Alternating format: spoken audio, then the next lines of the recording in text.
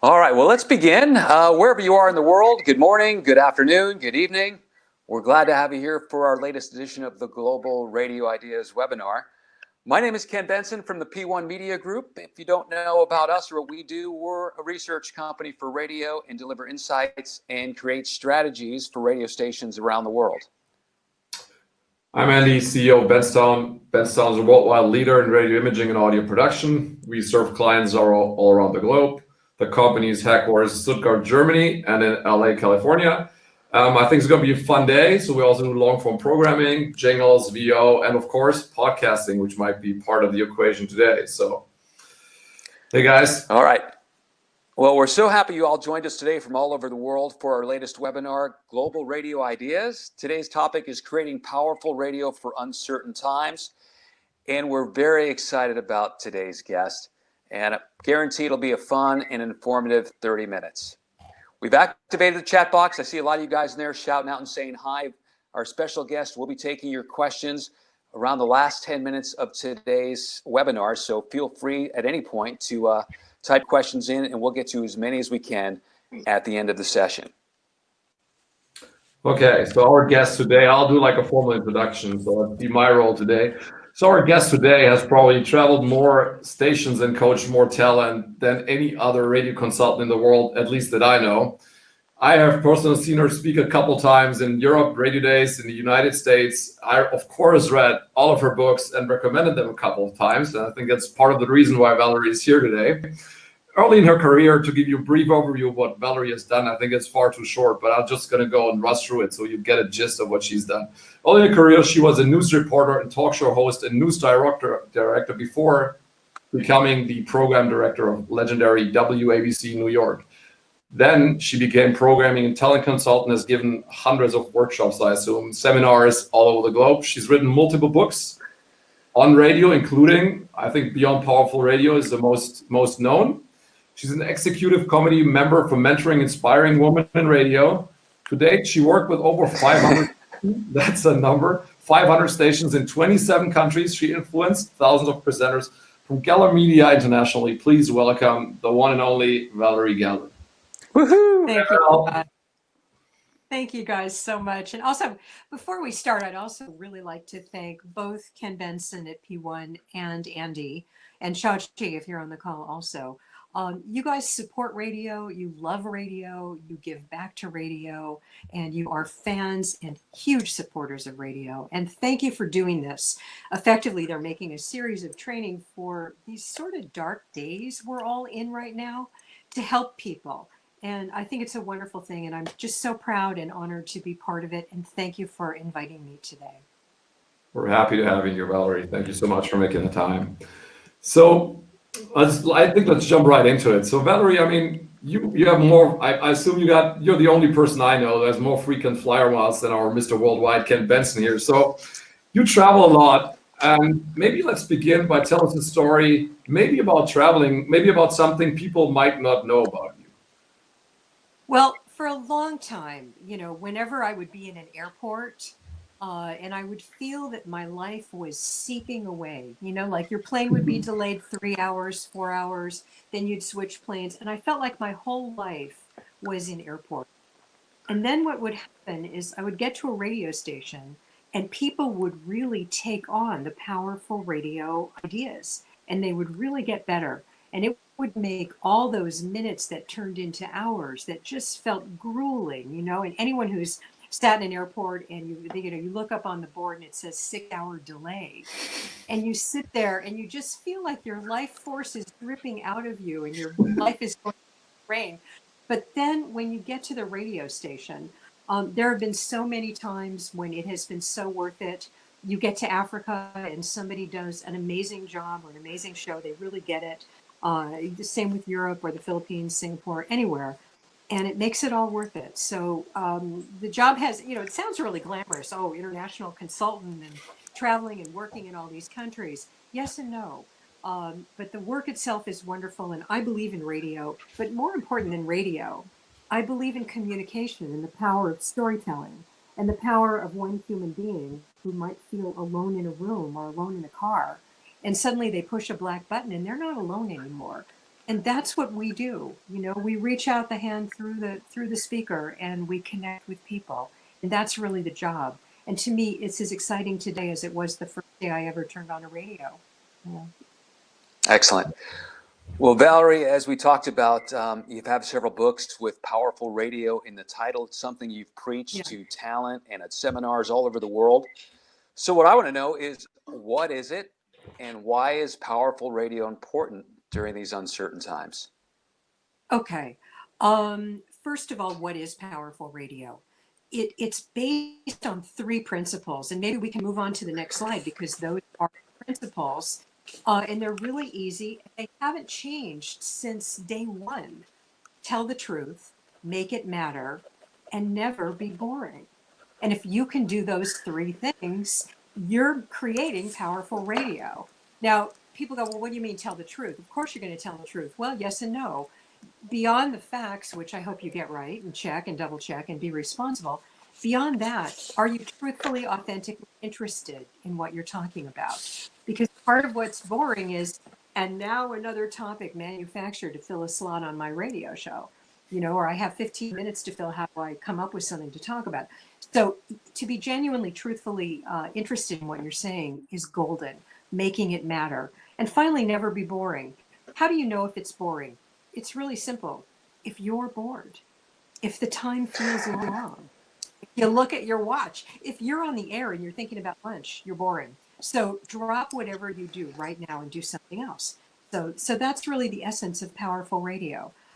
It's more important now because people are feeling isolated. We are in very, very uncertain times. Here in the United States, our country, in so many ways, so many people feel we are broken. And with the virus, it's just been challenging on every level. I don't know if any of you have ever been to Canadian Music Week, but we lost Rick Simpson. There's a lot, most of us know people who've either had it or have died. And so I think we're afraid. We're living in a time where there isn't an easy answer or an easy solution. And basically, we are all on a life journey together. And actually, there's never been anything that's really bound our world together as one world and made us feel as connected as we are, all of us battling the virus.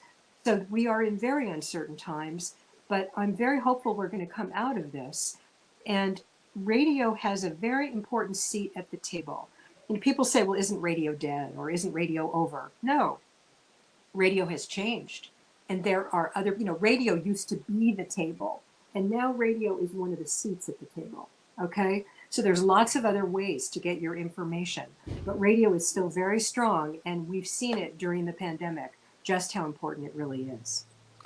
So Vallerie, just a quick follow-up with what you just said. How does radio remain vital and have, you know, the biggest seat possible at this new table? Okay, Ken, and you know the answer to this, as do you, Andy, and pretty much every single person watching this webinar.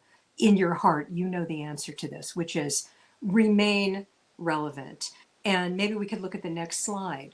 The first thing before anything goes on the radio, ask what's in this for the listener. If you're online or you're podcasting, what's in this for the user? What's in it for me? If I'm going to give you the most precious thing on God's earth, which is your time, what are you going to give me back? And I think a lot of people don't think about what's in it for the listener, no matter what. That's the most important thing. How is it relevant? How does it matter? How do you care about it? And then finally, how are you going to make your listeners care? And that's really the essence of it. I can't agree more. So, I mean, talking about presenters and like hopefully being not bored and thinking about lunch. So, how can presenters use, especially these uncertain times, to develop their personalities, connect better with the listener, build like a meaningful connection with the audience? And how has your workflow changed, Vallerie? Like basically still stay in connection with all the talent you work and you coach. All right. So, Andy, what happened in March was I had 18 months of travel and work booked out for radio stations. Wow. In 2 days, 18 months got canceled. And so it began, how do we work with radio stations who we need them more than ever to be doing their best work? And suddenly, and I don't know if this is good or bad, but radio stations, a guy called and he said, gee, we don't have to fly you in. We don't have to put you up in a hotel. We don't have to deal with a whole radio station. You can just work one-on-one with our talent. And so I've been working one-on-one. Usually I can do about 3 Zoom sessions a day before I run out of gas. I find that after 3 sessions per day, I kind of get exhausted and I run out of steam. But I can do 3 Zoom sessions a day and have been doing that all over the world, working one-on-one and coaching people so that their work stays on top and that they stay sharp. Now, a lot of us aren't going out as much as we once did. Part of being a personality on the air and coming up with material and prepping is reflecting life. And in order to authentically reflect life, you actually have to go out and have a life. And that has been limited. But creative people have actually taken the experience of being in for COVID and made that. I mean, I heard one guy on the air and he was reading out, there was a line, you're petting the cat wrong, things that make you crazy about the people you live with. And they did a show on that. You use what you have. And again, whenever you present a problem, always look for a solution, because the one thing that is difficult is problem, problem, problem. Ken, I know you do a lot of research at P1. I just looked at a piece of research that almost made me cry. It said, every time I turn on the news or listen to talk radio, I feel like I'm drinking acid. You know, Yeah. that's bad. Okay, we have to fix that. And one of the ways we do that is if you present problem, present solution. Work Right. hard to find solution, to find that hope. Because if it's all negative, it's not going to work and you'll lose audience. And the way we can become more powerful during COVID is offer the listeners a journey they can't get to on their own. So if they can only hear this artist on the air, if they can only be with you in this way, if they can only hear this interview on air, then people are going to want to be with you. If you're a jukebox and there's nothing creative and you're exhausted and it's boring, why should anybody turn the radio on and spend time with you? And that's really the answer. Right. And I imagine those are some of the principles you teach, and the pieces on the slide here are critical to not being boring on the radio if you run through this Yep. filter. And right, the next slide is really how to present topics on the air. And when we came up with this slide, and this is really the essence of powerful radio.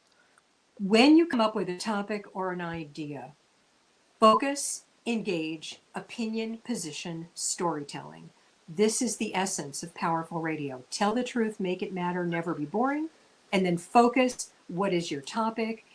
Does it involve, health and safety, emotion? How is your life going to be better tomorrow? Is it transformative? Does it have to do with money or power? But always, what is your focus and what's in it for the listener? The next thing is engage. And that is using the word you or talking directly to one person. Here's why this matters to you. And every time you push that button and you go on air, and now it's for a broadcast or if you're podcasting, it's essential. Answer the question, why should I listen to this? Or answer the statement, here's why you need to listen to this. And then whatever you say next should open your show, whether it's a broadcast or a podcast. So again, if you can imagine in neon, there's a flashing light that says, so what? Why should I listen? Here's why you need to hear this. Whatever you say next will work. The next thing is opinion position, what you think about it. A lot of people talk about stuff on the air they don't care about. It never works as well as if it's something that you care about.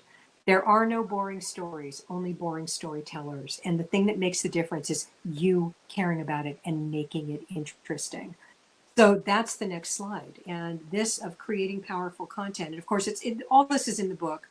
But the most important thing when you work alone, and we can go ahead and go forward to the next slide, which is air checking and self-checking. And before we decided to do this webinar, I was on the phone with Andy and also with Ken. And many, many people are working alone. They're working out of their basements. They're working in the closet. They're making studios in their garages. They're in the attic. They are working by themselves and they have no idea if it's connecting or not.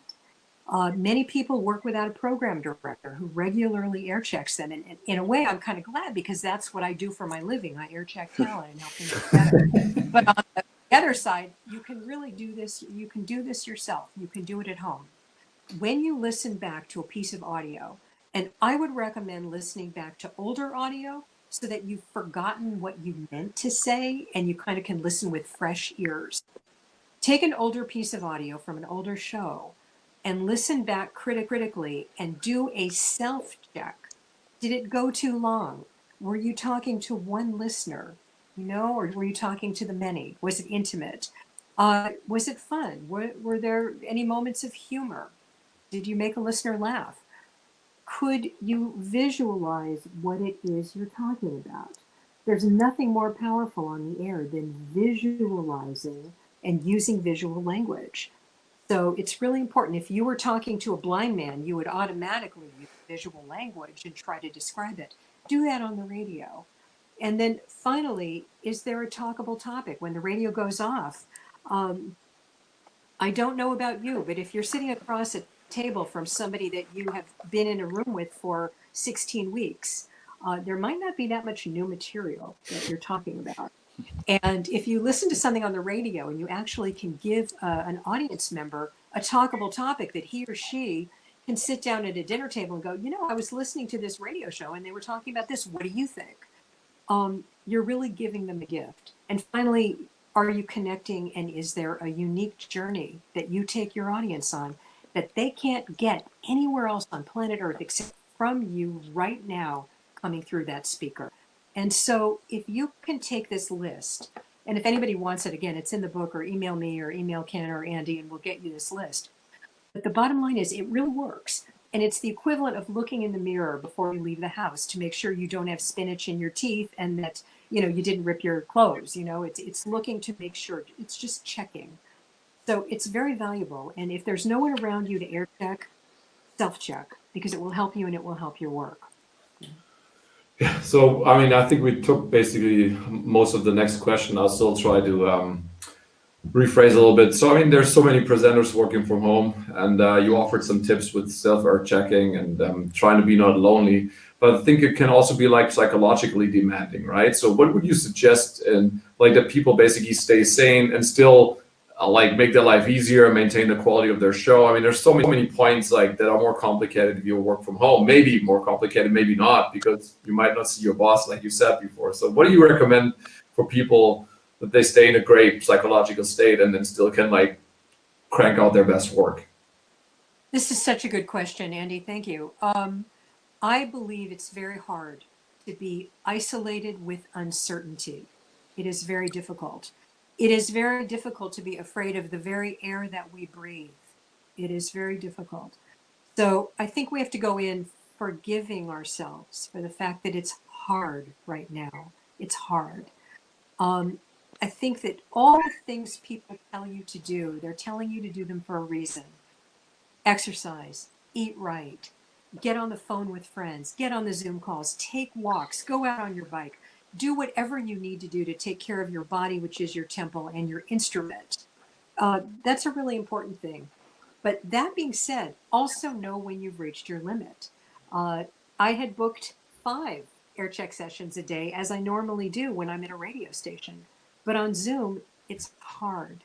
So I've cut it down to 3. They used to be an hour. Now they're 45 minutes, and that's enough.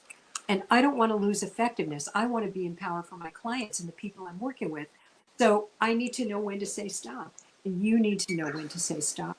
It's really vital. Know your limits. Check in with yourself. The other thing is, and I cannot emphasize this enough, be kind.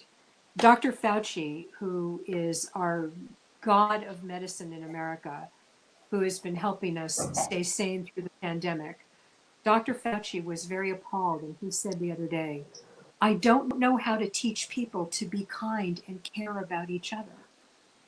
That should not have to be a thing we teach. If you're on the air, understand that your audience is just like you, and kindness, and it goes a very, very long way.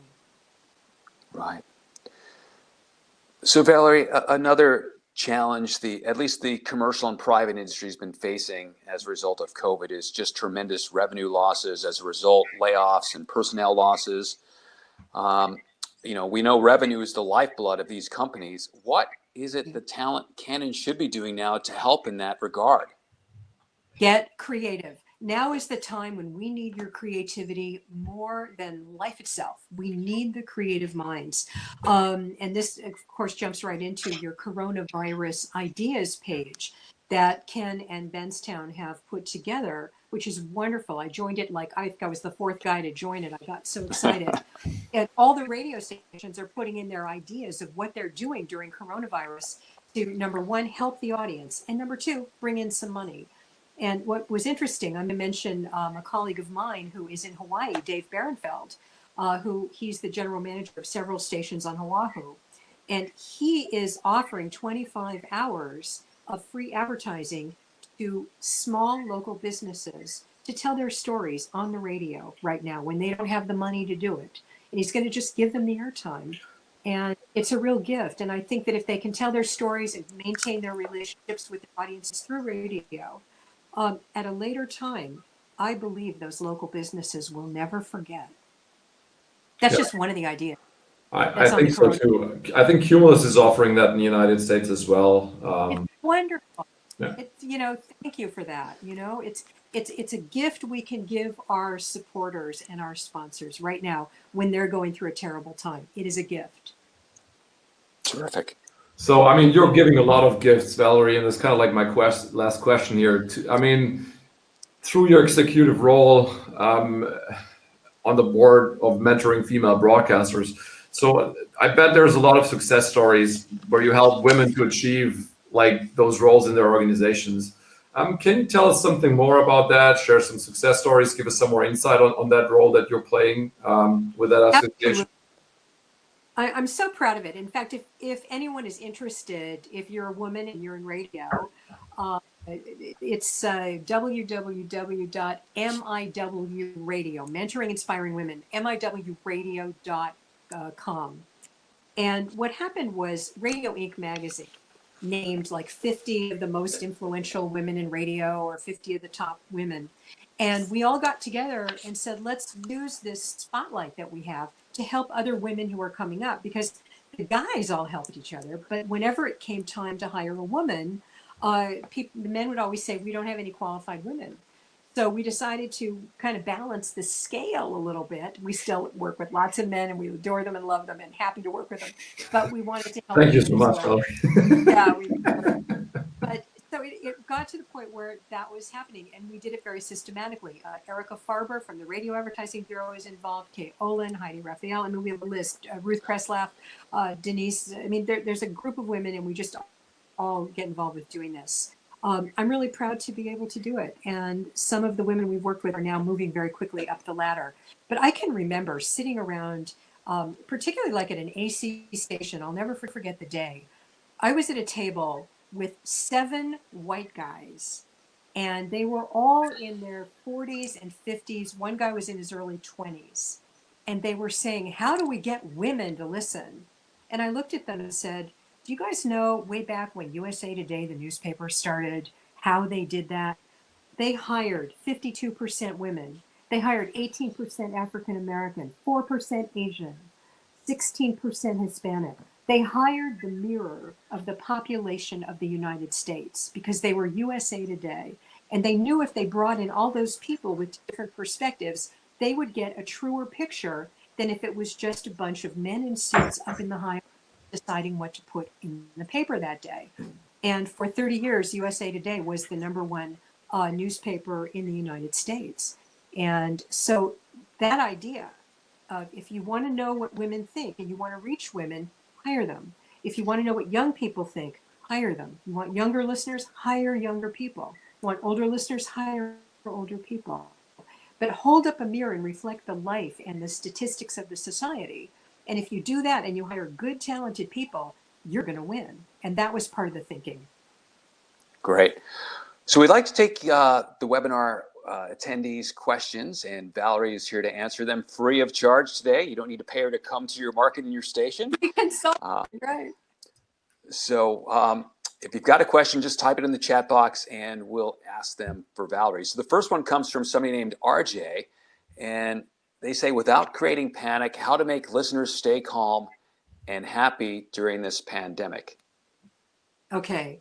So as we all know, and every single one of our countries has gone through it, violence does not achieve anything. It doesn't.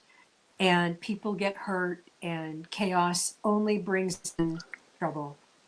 So I think that radio stations and radio presenters and personalities can be the leaders and help people stay calm. What is the solution? And it can't be violence. What is the solution? And if you can open up a forum for hope and solution, that is a good role to have.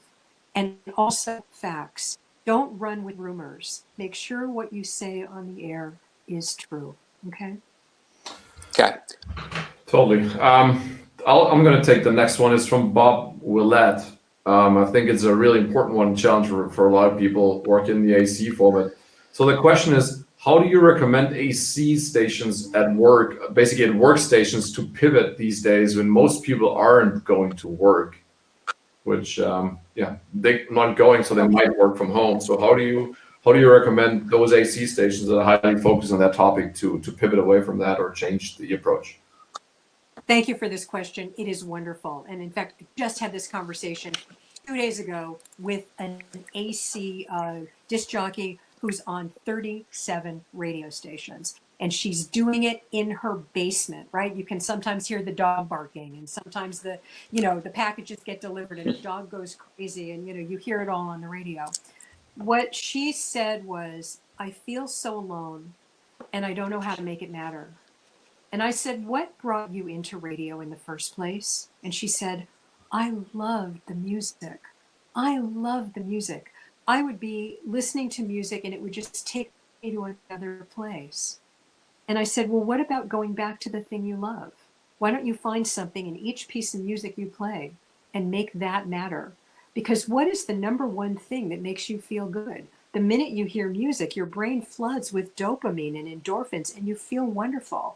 Music is one of the magical things we have to help us survive in life and have a quality of our life. And sometimes when you play the music and you're a professional DJ, you forget the power of that music. So go back and go to core and go to the thing that brought you into radio in the first place, the thing you love. Listen to the music and pretend you're playing a song for somebody who needs to hear it and what you like about it. And when you go back to the music and rediscover your love of the music and rediscover your love of connecting with people, that will help you. Great. Thanks, Vallerie. Another question. This is from Simon Tuck. Have you seen mid-morning shows become the new breakfast show due to at-home working? Oh, it's hysterical. People aren't waking up until 11 in the morning. When you don't, morning drive becomes noon. It's crazy. I believe you should do your best radio, whether it's 6 o'clock in the morning, noon, or midnight. Never, ever be boring. Tell the truth, make it matter, never be boring. I think when there's a rush hour and people are commuting, there is a shorter attention span. Right now, we have a luxury, and it doesn't mean go along with anything. Please don't say Vallerie Geller said we could go longer. That's not what you're saying, okay? What I'm saying is you have a little bit of a longer runway right now because you're not in that crunch, everybody rushing to get to work. So now more than ever, make it matter. Talk about things that are important. But you actually have the luxury right now when people are not in a hurry to go a little bit deeper and make it more meaningful. And maybe a story can have a few more components. That's, there are many gifts in this pandemic, and that is one of them. People are listening to each other. The world got quiet. It slowed down. That's one of the gifts. There's more and more questions coming in here. So we're going to run over time, but it's fine. So Peter Stewart says, hey, Vallerie, Peter here in London. Great to hear from you again. Can you say a little on the actual tone of voice? I think that's a really interesting one. That is not so much what you say, but how you say it, such as tone, pace, and pause. So he's specifically asking for, assuming that's more complicated topics. I believe that the craft is important, and every single one of you who are watching this webinar or listening now, if you work in radio, you probably sound pretty good, because it's like if you were a basketball player, you'd have to be 6 feet tall. You know, it's one of the things about the job, that you have a good instrument. Part of using your instrument is making it matter, understanding the pause, understanding how to not get tired, understanding how to take care of that instrument, which is your voice. But there's another part of it. Once upon a time, those big, deep voices were so important. Today, it's what you have to say, not so much the voice.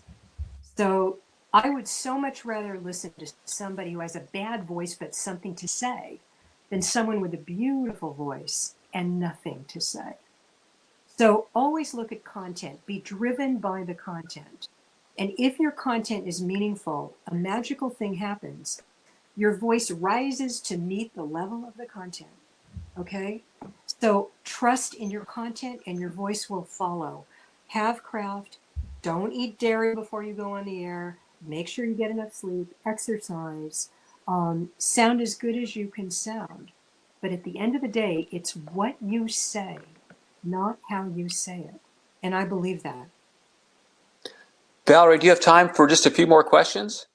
Sure. It's Okay. a pandemic. Where are we going to go? Okay. All right, this is from Ibrahim English. How do you maintain the balance between pandemic-related content and non-COVID-related content to offer escapism from the doom and gloom? Yeah. I actually heard Howard Stern the other day, and he just went, "That's enough." Stop, that's enough. And I think part of it is tell the truth. If you're going to hold up a mirror and reflect life, I think you have to know when it's enough. And sometimes you can just say, enough pandemic for the moment, moving on, going to the next thing. I think that's a fine thing to do. Tell the truth, be yourself. If we were having lunch or having dinner or a glass of wine, and we were talking all about the pandemic, at some point someone would say, enough of the pandemic. Let's talk about something else. And I think that, as in life on the air, have a conversation with your listeners. Assume the audience is smart. Assume that they are there because they want to be with you. And do your best to be with them, honestly and authentically. When you are tired of talking about the pandemic, when you have nothing else to say and there's no new information, move on and find something else to talk about. Always make it matter. Interested is interesting. Bored is boring. So many more podcast questions coming here as well, Vallerie. So I'll just gonna roll my own. You let us know when we have to leave, because it seems like people not gonna stop like putting in your questions for you. So okay, why don't we take two more, and then okay, I'll perfect. tell you. So I'll just pick the next one because it's podcasting. Loved your book Beyond Powerful Radio. What tips can you share on podcasting, A, and B, getting syndicated? Patricia Vincent asked that question. Great. Okay.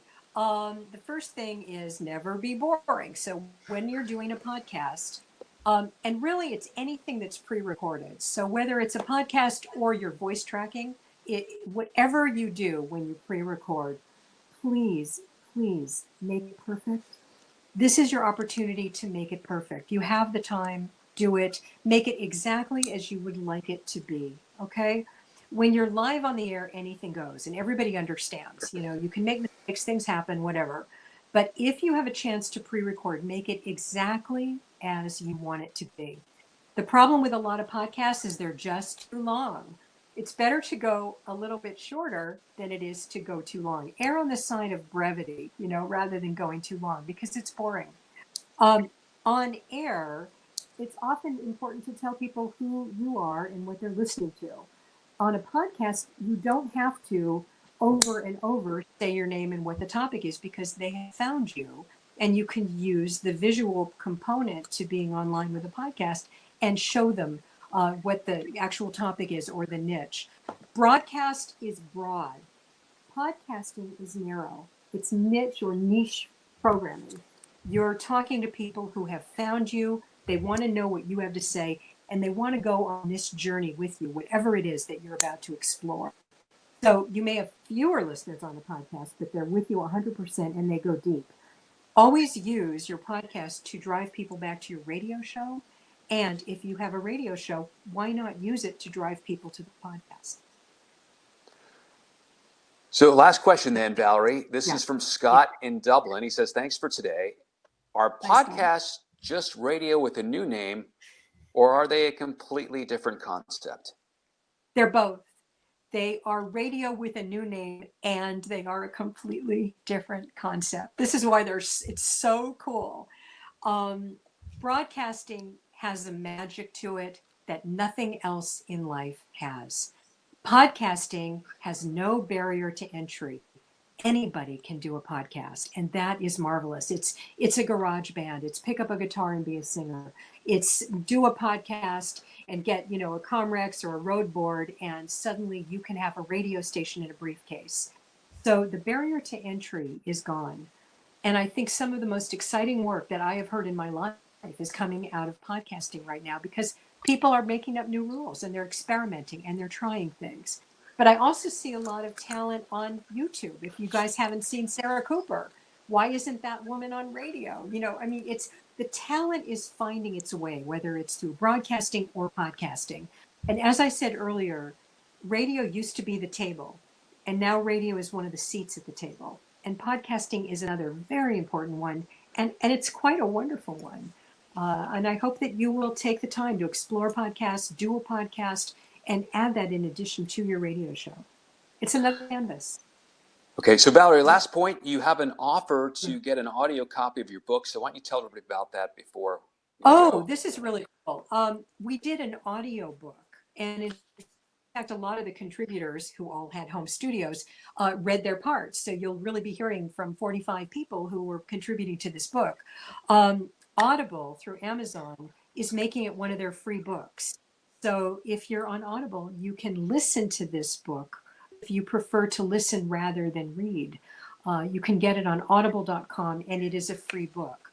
You can also find out more at beyondpowerfulradio.com. And actually, if you go to that page and you scroll down, there's videos and all kinds of things.